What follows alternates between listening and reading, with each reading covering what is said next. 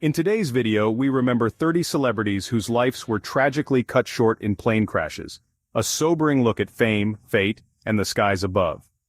The invention of flight stands as one of our most profound achievements, a testament to our ingenuity and our desire to transcend terrestrial boundaries. It has connected continents, brought distant cultures together, and honestly, shrunk our vast world into a global community. Yet, this mastery over the air is a delicate one. For all its marvel and convenience, the sky remains a realm of immense power and unforgiving physics, a domain where the smallest miscalculation or mechanical failure can lead to the most devastating of consequences, reminding us of the inherent fragility of our airborne endeavors. In this exploration, we turn our gaze to the dark side of fame, a unique ecosystem of human creation, the world of celebrity. Here, individuals rise to prominence, their talents and charisma capturing the hearts and minds of millions. They become icons, their lives played out on a global stage, their every triumph and tragedy amplified. Air travel, a necessity for a life lived in the public eye, becomes a routine part of their existence. It is the vessel that carries them from adoring crowds to quiet moments of creation, from one continent to the next. But it is also, for some, the stage for their final, tragic act. We shall embark on a journey through time, a chronological account of 30 remarkable lives cut short by aviation disasters. Each story is a unique tapestry woven with threads of immense talent, cultural impact, and the sudden, shocking finality of their departure. From the golden age of swing music to the modern era of global superstardom, these are the narratives of individuals who soared to the greatest heights of fame, only to be claimed by the very skies they traversed. This is not merely a list of names, but a respectful examination of their legacies, and the profound void their absence created in our collective cultural landscape. Join us as we delve into these poignant chronicles. We will explore the circumstances surrounding each tragedy, the historical context in which they occurred, and the enduring impact these figures have left upon the world. This is a tribute to the athletes, actors, actresses, and musicians whose journeys ended abruptly in the air, a solemn remembrance of the stars who fell from the sky, leaving behind legacies that continue to shine brightly long after they were gone. In the heart of the 1930s, amidst the lingering shadows of the Great Depression, a new sound began to emerge, a sound that would soon define an entire generation. It was the era of big band swing, and at its epicenter was a quiet, unassuming trombonist and arranger from Iowa named Alton Glenn Miller. His was a vision not of flashy solos or ostentatious displays, but of a meticulously crafted, perfectly harmonized orchestral sound. He sought a unique sonic signature, a musical identity that was instantly recognizable, a sound that could lift the spirits of a nation and set its feet tapping in unison. His quest for this perfect sound was relentless. Through years of experimentation leading lesser-known bands and arranging for others, he honed his craft. He discovered that by having a clarinet lead the saxophone section, doubling the melody an octave higher, he could create a rich, sweet, and powerful harmony that was utterly his own. This became the Glenn Miller sound, a warm, melodic current that flowed through dance halls and radio waves across America. It was the soundtrack to a generation's courtship, their joys, and their aspirations, a comforting and optimistic voice in uncertain times. By 1939, the Glenn Miller Orchestra had become a phenomenon of unprecedented scale. Hits like In the Mood, Moonlight Serenade, and Chattanooga Choo Choo were more than just popular songs, they were cultural anthems. They dominated the charts, sold records by the millions, and filled every dance hall from New York to California. Miller himself, a bespectacled and businesslike leader, became one of the most famous men in America. He had achieved the pinnacle of musical success, creating a sound that was not just heard, but felt deep within the soul of the country. This sound became inextricably linked with the spirit of the age. It was the music that soldiers would remember as they prepared to go to war, the melodies that played in the background of a last dance, the familiar tune that offered a connection to home from a distant shore. Glenn Miller had not just created a band, he had crafted the very atmosphere of the early 1940s. His music was a unifying force, a shared experience that brought comfort and joy to millions, cementing his status as a true American icon whose influence was as pervasive as the airwaves that carried his unforgettable sound. At the zenith of his fame, with a nation captivated by his music, Glenn Miller made a profound decision. In 1942, he chose to enlist in the United States Army. Foregoing a comfortable commission, he argued that he could best serve his country by modernizing the military's bands and improving the morale of the troops with his music. He was eventually transferred to the Army Air Forces, where he assembled the 50-piece Army Air Force Band, a stunning ensemble of the finest musicians, which he led with his characteristic precision and passion, broadcasting and performing for Allied forces across Europe. His work was tireless, his dedication absolute. He brought a piece of home to the men and women serving on the front lines, his concerts providing a brief, precious respite from the grim realities of war. The music, once the soundtrack of American dance halls, now became a beacon of hope in the war-torn landscapes of England. Miller and his orchestra were a vital part of the war effort, their mission to lift spirits and remind soldiers of the world they were fighting to protect. His success in this new role was as immense as his civilian career, earning him the rank of major by 1944. On the 15th of December 1944, a day cloaked in the cold, damp fog of an English winter, Major Glenn Miller prepared for a flight. He was to travel from RAF Twinwood Farm near Bedford to Paris, ahead of his orchestra, to make arrangements for a Christmas performance that would be broadcast to the world. He boarded a small, single-engine UC-64 Norseman aircraft, a rugged and reliable transport plane. The weather was far from ideal, with low cloud cover and freezing conditions reported over the English Channel, a formidable and unpredictable stretch of water. The small plane took off and vanished. It never arrived in Paris. No distress call was ever received, no wreckage was ever found, no trace of the aircraft or its 3 occupants, including the world's most famous band leader, was ever recovered. The silence that followed was deafening. The man whose music had filled the airwaves with such vibrant life had been swallowed by the sky, leaving behind only mystery and a profound sense of loss. The sound of an era had been abruptly, inexplicably, and permanently stilled, leaving a void in the heart of a world at war. In the glittering firmament of Hollywood's golden age, few stars shone with the unique, effervescent brilliance of Carole Lombard. Born Jane Alice Peters in Fort Wayne, Indiana, she possessed a rare combination of breathtaking beauty and an almost startling lack of pretension. She was not the distant, ethereal goddess so common on the silver screen of the 1930s. Instead, she was earthy, vibrant, and famously profane, with a crackling wit and a down-to-earth charm that made her feel both aspirational and approachable to audiences. Her energy was infectious, a whirlwind of glamour and authenticity. Her early career saw her in a variety of roles, but it was in the burgeoning genre of the screwball comedy that she found her true calling. Here, her natural comedic timing, her physical grace, and her ability to deliver a rapid-fire line with devastating effect were given full rein. In films like My Man Godfrey and Nothing Sacred, she created a new kind of heroine, fiercely independent, hilariously chaotic, and undeniably intelligent. She could go toe-to-toe with any leading man, often running circles around them with her sharp tongue and fearless antics, becoming the undisputed queen of the genre. Beyond her on-screen persona, Lombard was a formidable force in the industry. She was a savvy businesswoman who negotiated her own contracts and became one of the highest-paid stars in Hollywood. Her off-screen life was just as captivating, particularly her high-profile romance and subsequent marriage to Clark Gable, the king of Hollywood. Their relationship was the stuff of legend, a pairing of two of cinema's most powerful and charismatic figures. They were Hollywood royalty, yet they projected an image of genuine, unvarnished affection that the public adored. Lombard was more than just an actress. She was a trailblazer. She redefined what a female star could be, proving that a woman could be both glamorous and goofy, elegant and outspoken.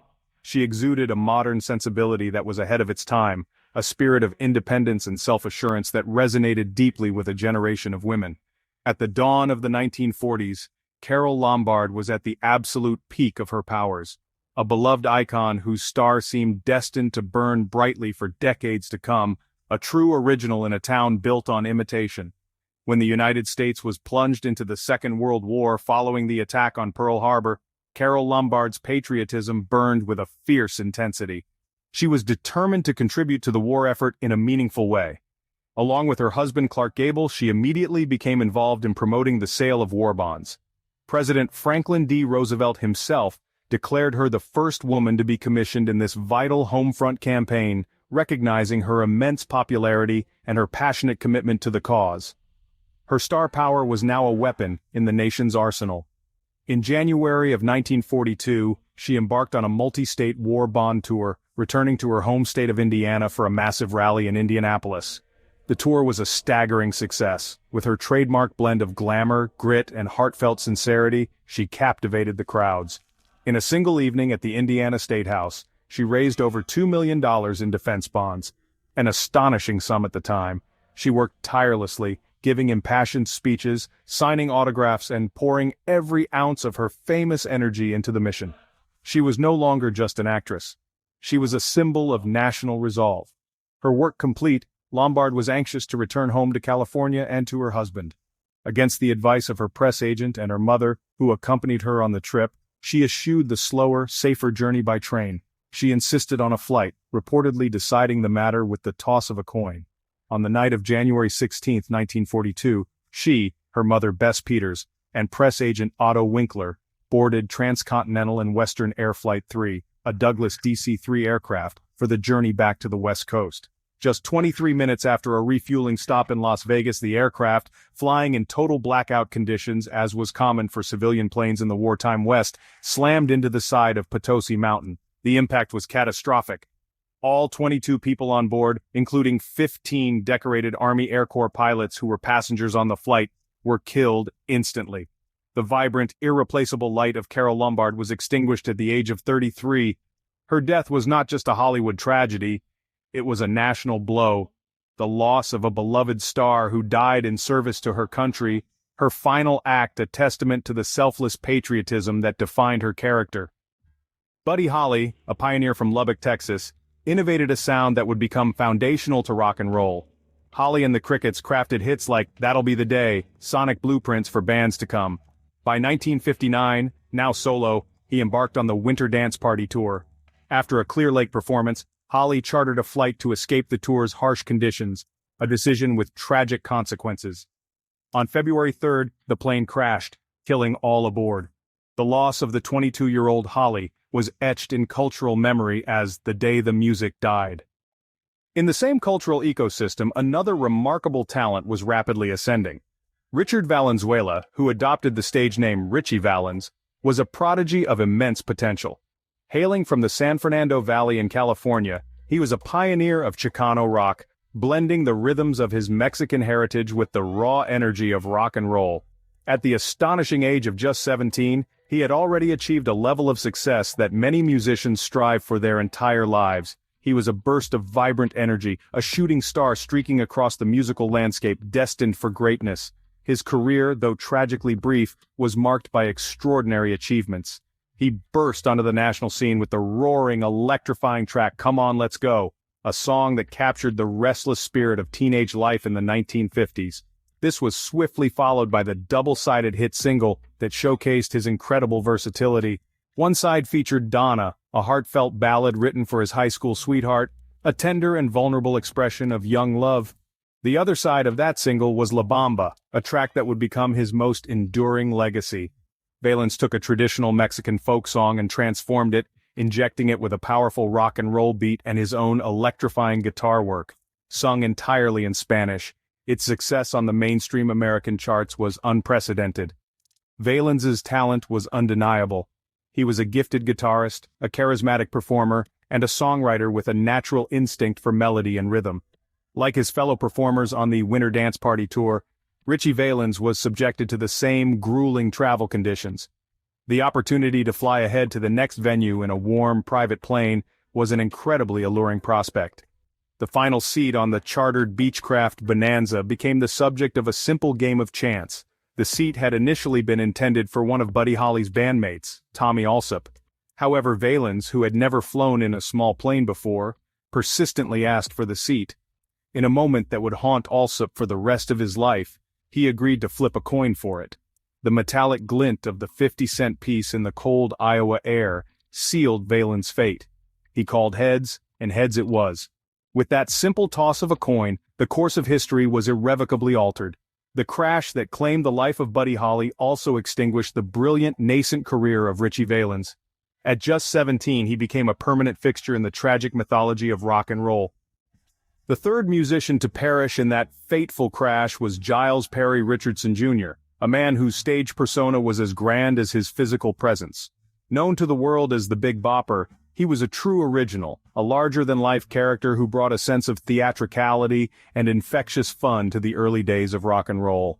Before his rise to fame as a singer, Richardson had established himself as a popular radio disc jockey in Beaumont, Texas.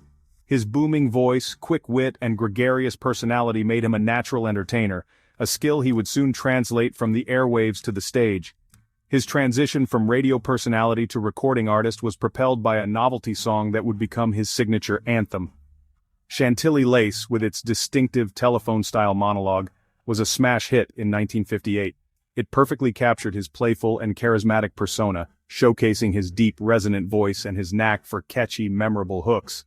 The song was a cultural phenomenon, a slice of pure, unadulterated fun that encapsulated the light-hearted spirit of the era. It cemented the Big Bopper's place in the pantheon of rock and roll pioneers, making him a household name across the nation. But Richardson was more than just a one-hit wonder or a novelty act. He was also a talented and prolific songwriter, penning tracks for other artists. He wrote White Lightning, which would become a #1 country hit for George Jones, demonstrating his versatility and his deep understanding of musical storytelling across different genres. He also wrote Running Bear for his friend Johnny Preston, another song that would top the charts after Richardson's death. These successes reveal a keen musical mind and a creative talent that extended far beyond his own flamboyant stage character. On the Winter Dance Party tour, the Big Bopper was a seasoned professional among the younger stars. At 28, he was the elder statesman of the group that would board the ill-fated flight. His presence on the tour was a major draw, his energetic performances and undeniable charisma captivating audiences night after night. Like the others, he was weary from the punishing travel schedule. He was also suffering from the flu, a condition that would play a direct role in the tragic sequence of events that unfolded in the frozen landscape of Clear Lake, Iowa. The harsh reality of the Winter Dance Party tour was taking a particular toll on J.P. Richardson. The incessant freezing journeys on the tour bus were exacerbating his illness. He was feeling unwell, and the prospect of another long, cold night on the road was daunting. He saw the chartered flight as a necessary reprieve, a chance not just for comfort, but for recovery. He needed to get to the next destination quickly to rest and seek medical attention before he was due to perform again. His desire for a seat on the plane was born not of convenience but of genuine physical need. The seat that the Big Bopper would ultimately occupy was originally assigned to another musician, Buddy Holly's bass player Waylon Jennings. In an act of compassion that would spare Jennings' life but seal his own, Richardson explained his situation. Seeing how unwell his fellow performer was, Jennings selflessly offered up his spot on the plane. It was a simple gesture of kindness between two friends and colleagues on a difficult tour, an act of empathy with consequences that neither man could have possibly foreseen. A casual, friendly exchange became a pivotal moment in the tragic narrative. A light-hearted jest between Holly and Jennings would follow this decision, a moment that would become heavy with tragic irony in the years to come. When Holly learned that Jennings was not taking the flight, he jokingly said, "Well, I hope your old bus freezes up." Jennings, in the same spirit of jest, replied, "Well, I hope your old plane crashes." This casual, throwaway remark, a common type of banter between friends, would haunt Waylon Jennings for the rest of his days, a painful memory of the final words he ever spoke to his friend and bandleader. And so, the final passenger list was set. Buddy Holly, Ritchie Valens, and the Big Bopper boarded the small aircraft, leaving their bandmates to face the cold bus journey ahead. The crash that followed silenced not only a trio of brilliant musicians, but also a unique and beloved entertainer. The Big Bopper's booming laughter and infectious energy were gone forever. His death, alongside Holly and Valens, marked a turning point, a moment when the joyous innocence of early rock and roll was shattered by a profound and sudden tragedy, leaving a void in the cultural world that would be felt for decades. In mid-20th century American music, Patsy Cline emerged. Her voice, a rich contralto, navigated emotional landscapes with grace. She carved out territory in country music, traditionally governed by male voices. Her 1957 performance on Arthur Godfrey's Talent Scouts announced her arrival to a national audience. Songs like Crazy became her signature calls. A near-fatal car accident in 1961 deepened her artistry. On March 5, 1963, after a benefit concert, she was eager to return home. Despite hostile weather, a private plane took flight. Aboard were Cowboy Copas and Hawkshaw Hawkins. The aircraft, overwhelmed by the storm, went down. Patsy Cline was gone. her recordings endured, influencing generations. In the same musical habitat as Patsy Cline was Lloyd Estelle Copas, known as Cowboy Copas. He was a veteran of the country music scene. His breakthrough hit, Filipino Baby, established his place. By the early 60s, his hit, Alabama, became the biggest of his career.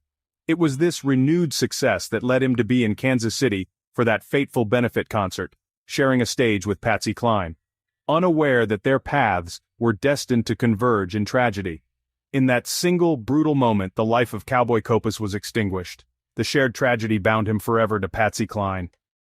Harold Franklin Hawkins, known as Hawkshaw, was a towering figure on the Grand Ole Opry stage. His hit, Lonesome 7203, was released just before the crash. In a cruel twist, the tragedy propelled it to #1. Hawkshaw's legacy is one of immense talent and tragedy, forever linked to Patsy Cline and Cowboy Copas. In the 1960s, a powerful voice emerged. Otis Redding, a titan of soul, his music conveyed raw emotion. At Stax Records, he became a central figure, a songwriter and bandleader. Monterey Pop marked a pivotal moment, expanding his audience. He stood at the summit, overlooking a world captivated by his sound. In 1967 he recorded Sittin' on the Dock of the Bay, a glimpse into a new direction. A relentless touring schedule ended tragically when his plane crashed into Lake Monona. Sittin' on the Dock of the Bay was released posthumously, becoming his biggest hit. In the early 1970s, singer-songwriters painted vivid portraits of everyday life. Among the most gifted was Jim Croce. Croce crafted songs that were miniature novels. His album, You Don't Mess Around with Jim, became a massive success. On September 20, 1973, Croce had just completed a concert in Natchitoches, Louisiana. There were no survivors. The storyteller's own final chapter had been written. Jim Croce was only 30 years old, a timeless melody left to hang in the air forever. From the humid, moss-draped landscapes of the American South, a new musical subspecies emerged in the 1970s. It was a powerful, aggressive hybrid, blending the raw energy of hard rock with the storytelling traditions of country and the improvisational spirit of the blues. This was Southern rock, and its dominant pack was a formidable unit known as Lynyrd Skynyrd. At the head of this pack, its undisputed alpha, was Ronnie Van Zant. He was the lead vocalist, the primary lyricist, and the fierce, uncompromising spirit that defined the band's very existence. Van Zant was not a singer in the traditional sense. He was a declaimer, a street corner poet with a microphone. His voice was not polished, but it was utterly compelling, a raw, honest instrument that conveyed grit, defiance, and a deep-seated pride in his Southern roots. He wrote with unflinching honesty about the world he knew, the brawls in bars, the complexities of love and loyalty, and the simple pleasures of life in Jacksonville, Florida. His lyrics were the band's constitution, a set of laws and observations that governed their musical territory and defined their identity in the eyes of their fiercely loyal followers. The band itself was a force of nature, a thundering herd known for its triple guitar attack, a sonic onslaught that was both intricate and overwhelmingly powerful. On stage, they were a primal spectacle, and Van Zant was the shaman at the center of the storm. Often performing barefoot, he commanded the stage with an intense, brooding presence, a leader who led not with flamboyant theatrics, but with sheer, unadulterated conviction. He was the chieftain directing the musical onslaught with a nod or a glance, holding the audience captive with the power of his stories and the intensity of his gaze. Their rise was a territorial conquest. Albums like, pronounced, Lynyrd Skynyrd and Second Helping established them as apex predators of the rock and roll world. They crafted anthems, Sweet Home Alabama, Gimme 3 Steps, and the epic Freebird. That became part of the very fabric of American culture. These were not just songs, they were declarations of identity, battle cries for a generation of fans who saw their own lives reflected in Van Zant's plain-spoken poetry. Lynyrd Skynyrd, under his leadership, had carved out a vast and enduring kingdom in the unforgiving landscape of rock music. In October of 1977, Lynyrd Skynyrd was at the absolute pinnacle of its power. The pack was stronger than ever, having just released their 5th studio album, Street Survivors. The album cover itself was a potent, almost prophetic image, depicting the band engulfed in flames. It was a testament to their fiery spirit and their recent survival of numerous internal and external challenges. The album was a commercial and critical success, and the band embarked on their most ambitious tour to date, a victory lap that would solidify their status as rock and roll royalty across the nation. To navigate the vast distances of their tour, the band had recently acquired a Convair CV-240 aircraft, a vintage machine that became their mobile den. However, the aircraft was plagued with mechanical issues. Crew members and band members alike had expressed deep concerns about its airworthiness. On the flight just before the fateful one, flames were seen shooting from one of the engines. It was a clear and ominous warning sign, a tremor signaling an impending cataclysm. Yet, the relentless pressures of the tour, the need to keep the great machine moving forward, overruled these dire premonitions. On October 20th, just 3 days after Street Survivors was released, the band departed from Greenville, South Carolina, heading for their next show in Baton Rouge, Louisiana. As the flight progressed, the unthinkable happened. The aircraft began to run out of fuel. Both engines sputtered and died, leaving the massive metal bird powerless, gliding silently through the evening sky.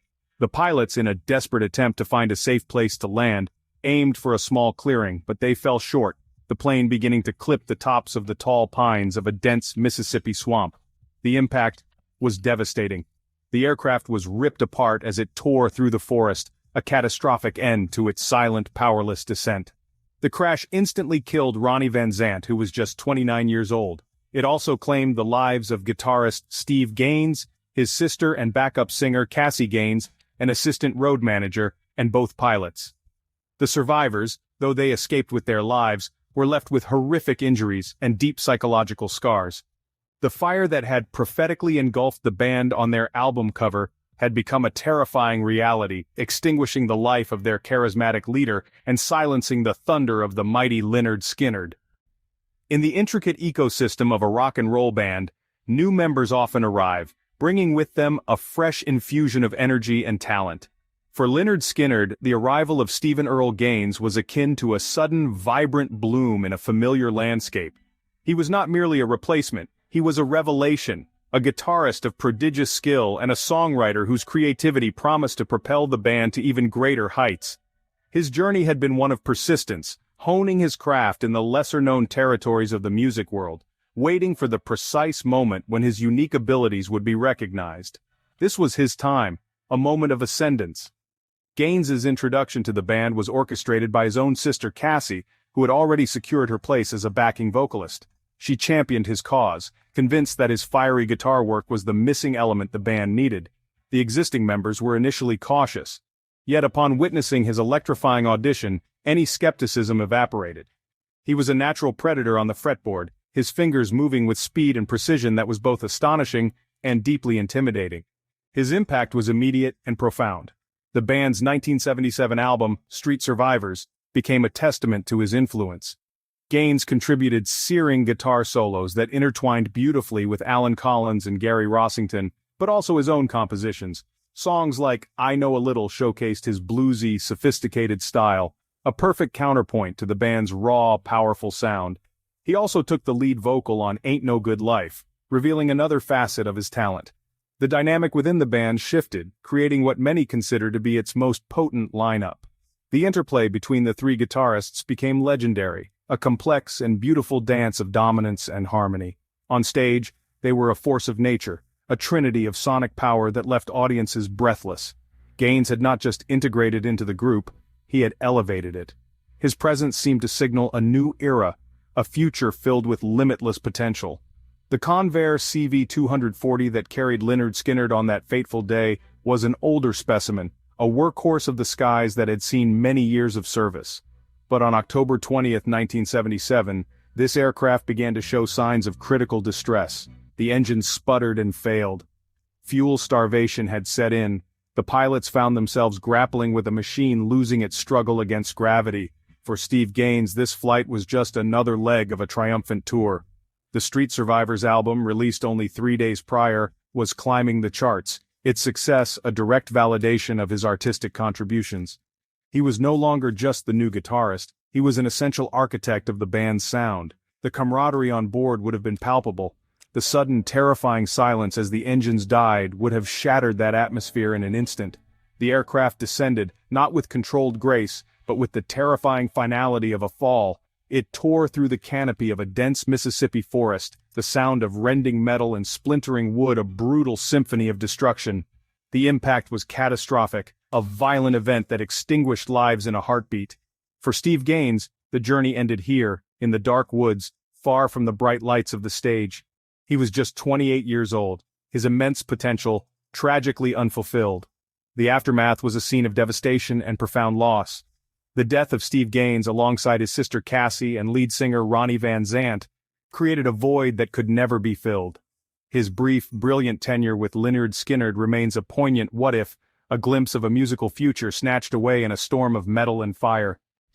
In Southern rock, voices provide essential harmony. Cassie Gaines was one such voice, a member of the Honkettes. Her path was linked to her brother, Steve. Her belief in his talent reshaped the group's destiny. Before the tragic flight, Cassie had a sense of unease about the plane. Despite her efforts, she boarded, a decision that would seal her fate. The crash also took Cassie, silencing her voice forever at 29. At the turn of the millennium, Aaliyah was ascending to dominance in the world of R&B. She was a complete entity, a brand, whose influence extended far beyond the recording studio. Collaborations with Timbaland and Missy Elliott defined her unique sound. Expanding into cinema, her potential seemed limitless. In the Bahamas, filming Rock the Boat, a routine flight turned tragic. The overloaded aircraft crashed shortly after takeoff, killing all 9 on board. Aaliyah, the princess of R&B, was just 22. Here we observe a unique figure in the human social landscape, one born not into royalty of blood, but into a dynasty of political and cultural influence that mirrored the great monarchies of old. John Fitzgerald Kennedy Jr., often known simply as John, was introduced to the world under the most extraordinary of circumstances. He was the son of a president, a child of the White House, whose earliest years were played out on a global stage. The world watched, captivated as this young heir to a modern-day Camelot navigated the pressures and privileges of his birthright, a life lived perpetually under the scrutinizing lens of public fascination. His lineage was, in a sense, his habitat, a complex ecosystem of expectation, memory, and immense public goodwill. From the iconic image of a small boy saluting his father's casket, a moment of profound, innocent grief that seared itself into the collective consciousness, his journey was charted. He carried the weight of a legendary name, a name that evoked images of youthful vigor, idealism, and tragic loss. This inheritance was both a powerful advantage and a heavy burden, a constant current against which he had to define his own course, to establish his own identity separate from the long shadow cast by his father. As he matured, he navigated this complex world with remarkable grace and an apparent ease that belied the immense pressures upon him. He eschewed the well-trodden path of politics that many expected him to follow, choosing instead to forge his own way in the worlds of law and journalism. He founded George, a glossy political magazine that aimed to bridge the gap between Washington, D.C. and popular culture. It was a bold attempt to demystify the political realm, to make it accessible and engaging to a new generation. He possessed a charisma that was undeniably inherited, yet he wielded it with a modern sensibility. He was a creature of New York City, often seen navigating its streets on his bicycle, a prince at home in the urban jungle. He was handsome, intelligent, and possessed a humility that endeared him to millions. He represented a kind of hope, a continuation of a story that had been violently interrupted. In him, people saw the promise of what might have been. He was, in every sense, American royalty. The allure of the skies, the desire for freedom and control, is a powerful instinct. For John F. Kennedy Jr., obtaining a pilot's license was another step in asserting his independence, a way to command his own destiny away from the ever-present security details and public gaze. Flying offered a unique sanctuary, a place of solitude and focus high above the world that watched his every move. His aircraft, a Piper Saratoga, became his personal vessel, a means of escape and a tool for navigating his busy life. On the evening of July 16, 1999, he prepared for a flight that was both routine and significant. He was to fly from New Jersey to Martha's Vineyard, Massachusetts, to attend the wedding of his cousin. He was not alone. With him were his wife, Carolyn Bessette Kennedy, and her sister, Lauren Bessette. The flight was a simple commute by air, a journey undertaken by many along the eastern seaboard. But as dusk settled, the conditions over the water began to change. A hazy, moonless night descended, A subtle but critical shift in the environment that would have profound consequences. Flying at night over open water is a particularly challenging endeavor. Without a clear horizon or ground-based lights for reference, a pilot can become susceptible to spatial disorientation, a perilous state where the senses can no longer be trusted. The instruments become the pilot's only reliable guide, the sole source of truth in a disorienting void of darkness. As Kennedy's plane flew into the hazy darkness over the Atlantic, the visual cues he relied upon would have slowly, insidiously, vanished. The final moments of the flight are a stark, silent record of a struggle against sensory deception.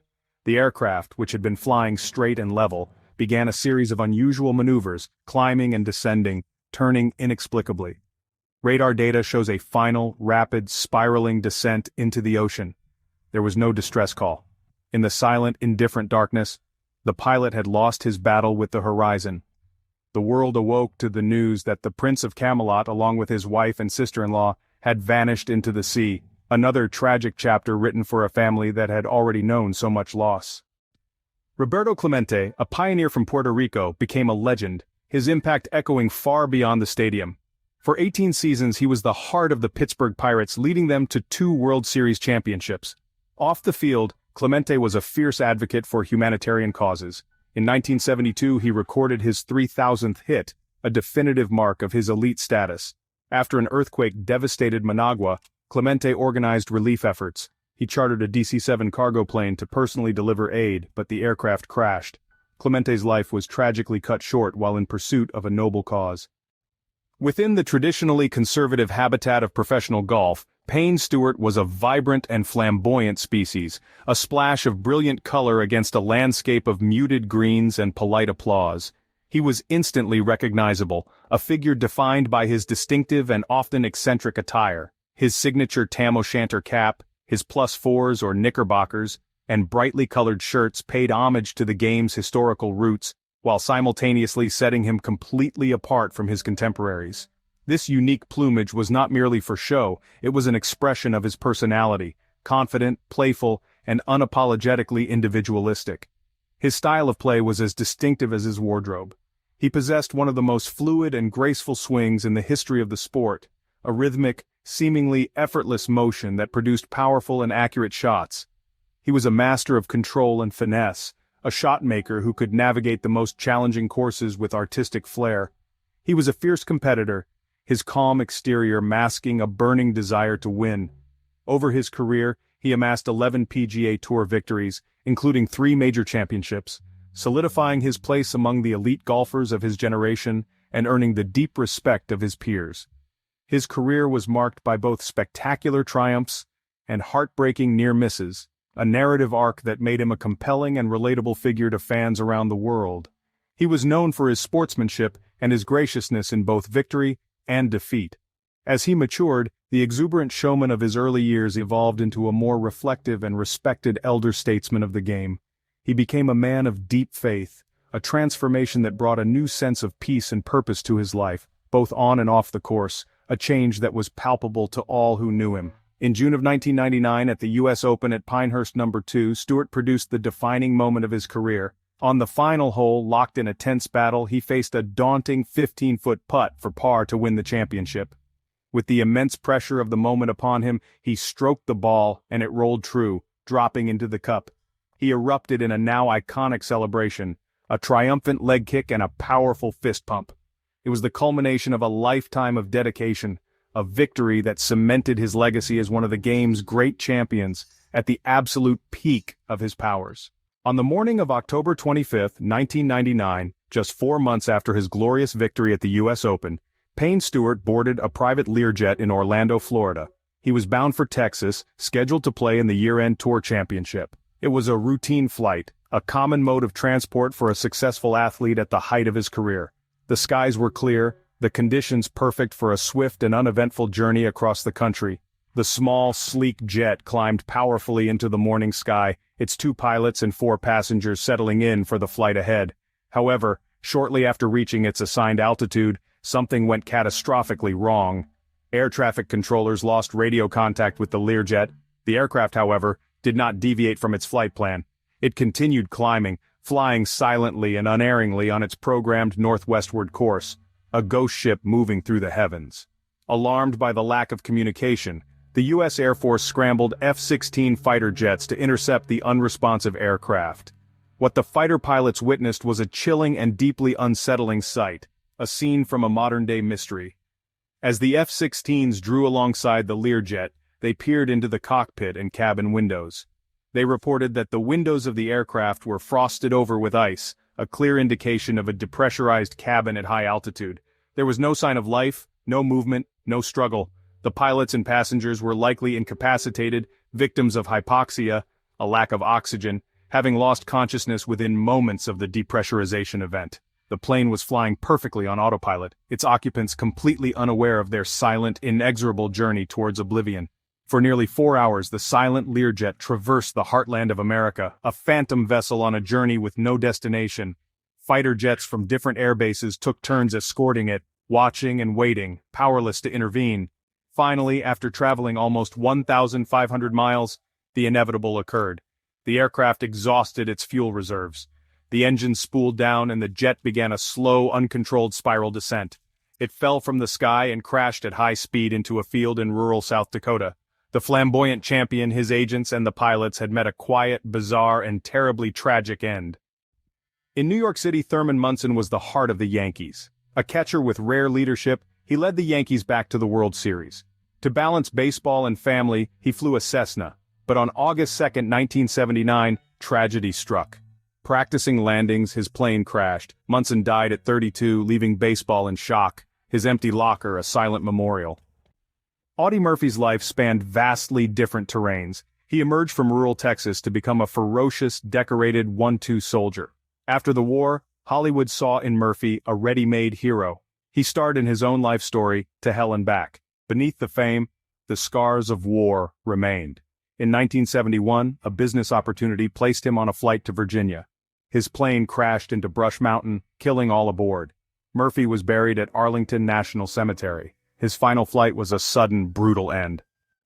Rocky Marciano, the heavyweight champion from 1952 to 1956, remains the only heavyweight champion to retire undefeated, with a record of 49-0. Known for his devastating right hand, he retired at 32 to protect his family. Tragically, on August 31, 1969, the eve of his 46th birthday, Marciano died in a plane crash in Iowa. The undefeated champion was taken by fate, not by a challenger's fist. Peter Tomarken, a charismatic host, became a familiar face in households across the nation. Tomarken's most notable achievement was hosting the game show Press Your Luck. Big bucks, no whammies. One of his passions was aviation. In March of 2006, this passion led him on a mission of mercy for Angel Flight West. Tragically, the plane crashed into Santa Monica Bay. Peter, his wife Kathleen, and the patient all perished in the accident. In the vibrant and fiercely competitive world of regional Mexican music, one voice rose to command a legion of devoted followers. This was Jenni Rivera, a true force of nature whose powerful vocals and unflinching honesty established her as La Diva de la Banda. Her domain was a musical genre traditionally dominated by men, but Rivera, with her immense talent and indomitable spirit, shattered these conventions. She sang of love, heartbreak, and resilience, her lyrics resonating deeply with a massive audience, particularly women who saw their own struggles and triumphs reflected in her powerful ballads and anthems of empowerment. Born in Long Beach, California, to Mexican immigrant parents, Rivera's life was steeped in the traditions of banda music from a young age. Her family was a musical dynasty, with her father and brothers all involved in the industry. Yet her own path to stardom was fraught with personal challenges, including teenage motherhood and a tumultuous domestic life. These experiences, however, did not deter her. Instead, they became the raw material for her art. She transformed her pain into powerful narratives, creating a unique and deeply personal connection with her fans, who admired her not just for her voice but for her extraordinary resilience.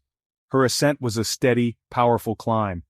Album after album achieved commercial success, earning her multiple gold, platinum, and multi-platinum certifications. She sold out massive venues from the Staples Center in Los Angeles to the Auditorio Nacional in Mexico City, a testament to her immense drawing power. On stage, she was a commanding presence, her performances a mix of raw emotional vulnerability and defiant strength.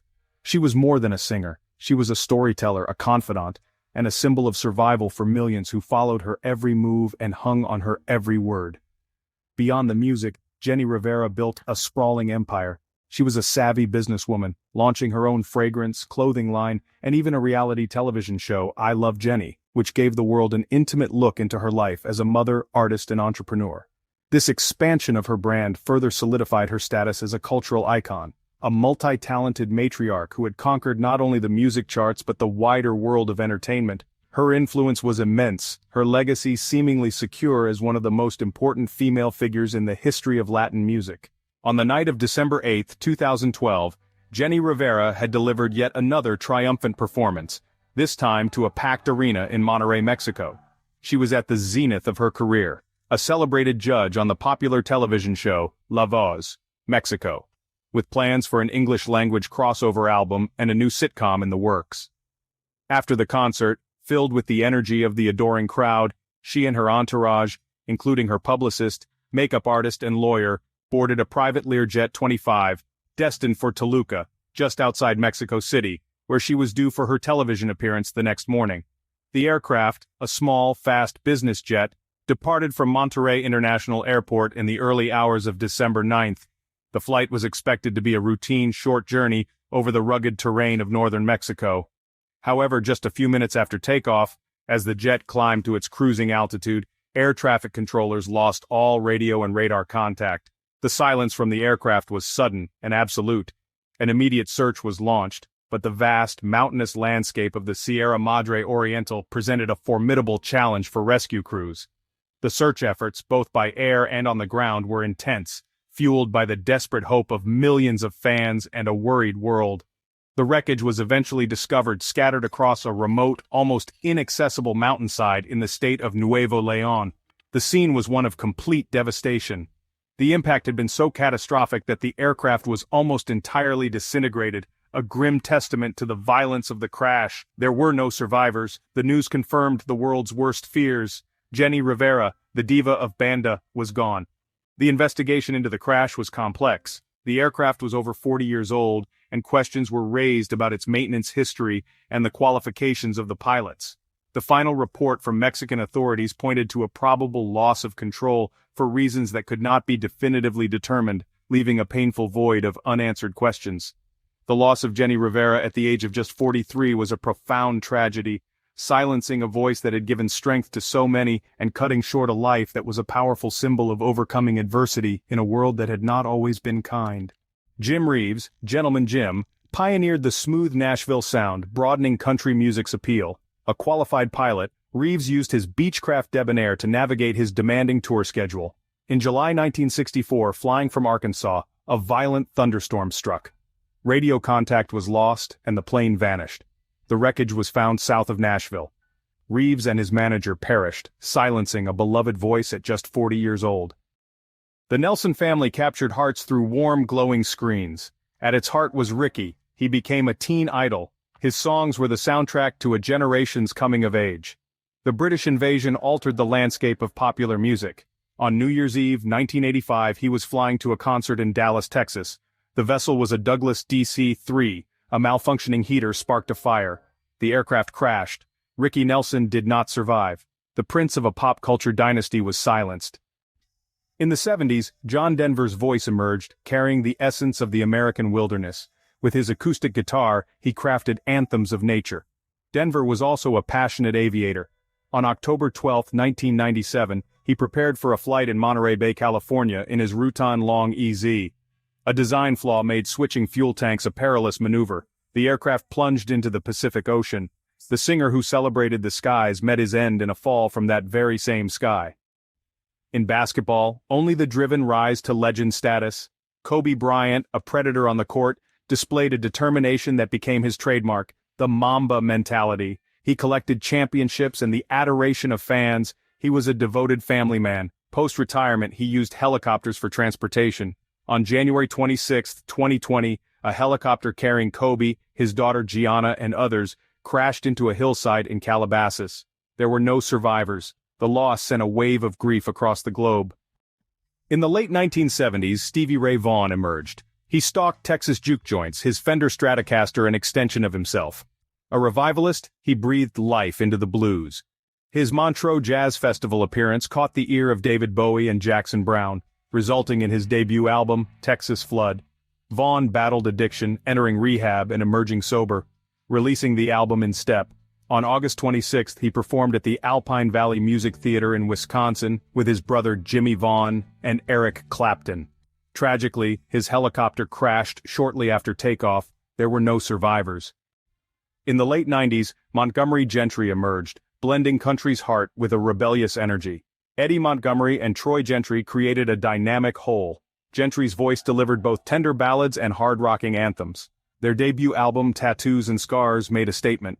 Songs became anthems for country fans embracing their southern rock sound. They charted #1 hits like If You Ever Stop Loving Me. In 2009, they became members of the Grand Ole Opry.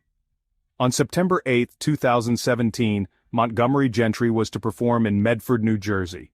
Gentry took a helicopter tour before the show. Minutes into the flight, the helicopter crashed, killing Gentry and the pilot instantly. The partnership of Montgomery Gentry was broken.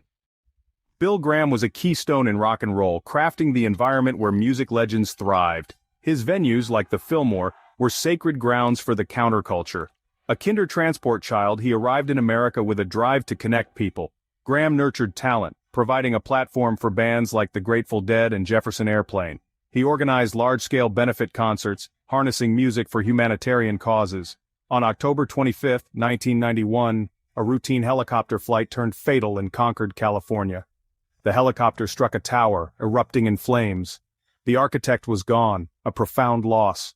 A tribute concert in Golden Gate Park honored his life's work. In Hollywood's golden age, Paul Mantz emerged as the master stunt pilot. He invented aerial cinematography, bringing audiences into the cockpit. Mantz's company became Hollywood's go-to for flying scenes. In 1965, he flew the Tall Mantz Phoenix P-1 for The Flight of the Phoenix. Tragedy struck during a low pass. The aircraft broke apart, killing Mantz. The film was dedicated to the pioneer who taught Hollywood how to fly. The sky, for all its boundless beauty, is an unforgiving realm. It demands respect, precision, and a measure of luck. For the remarkable individuals we have remembered here, a moment of mechanical failure, a sudden shift in weather, or a single miscalculation marked the final, silent chapter of their vibrant lives. Their stories are not merely tales of celebrity and tragedy, they are profound reminders of the delicate thread from which life hangs. From the band leader whose music defined an era to the basketball icon who inspired a new generation, their departures left voids that can never truly be filled. They were creators, athletes, visionaries, and performers, each a unique star in the human constellation. Their legacies, however, are not defined by the suddenness of their end, but by the richness of their time on Earth. The music of Buddy Holly, Patsy Cline, and Otis Redding did not fall silent on the day they died. It continues to echo on the radio, in our homes, and in the work of countless artists they inspired. The athletic brilliance of Roberto Clemente and Kobe Bryant is immortalized not only in record books, but in the spirit of competition and dedication they passed on to millions. The films they starred in, the concerts they promoted, the barriers they broke, these are the monuments they built, and they are monuments that endure, untouched by the passage of time. These events serve as powerful communal moments of grief, searing the date and the circumstances into our collective memory. The day the music died is more than a line in a song. It is a cultural touchstone, a shared scar that reminds us of the fragility of genius. The loss of these figures unites fans across generations, creating a community of remembrance. Their stories compel us to hold on to what they gave us, the art, the inspiration, the joy, and to appreciate the artists and icons who walk among us today, for their time too is a precious and finite gift. As we look back, we are reminded that while their flights may have been cut tragically short, their impact continues to soar. Their light, though extinguished far too soon, has left an indelible afterglow against the canvas of our culture. We invite you to share your own memories and reflections in the comments below. Who among these legends touched your life? And for more explorations of the stories that have shaped our world, we hope you will subscribe and join us again. The sky may hold its perils, but it is in the stories of those who dared to reach for it that we find our most enduring inspiration.